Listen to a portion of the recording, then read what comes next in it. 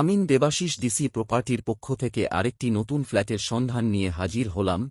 এই ফ্ল্যাটটি কলকাতা বেহালা শিলপাড়া থেকে 1 কিলোমিটারের মধ্যে অবস্থিত। এবার বলছি ফ্ল্যাটটি সম্বন্ধে। এটি একটি G+3 বিল্ডিং। ফ্ল্যাটটির আয়তন 750 স্কয়ার ফিট। এই ফ্ল্যাটের লিফটের সুবিধা ও আপনারা পেয়ে যাবেন। এটি টপ ফ্লোরে অবস্থিত।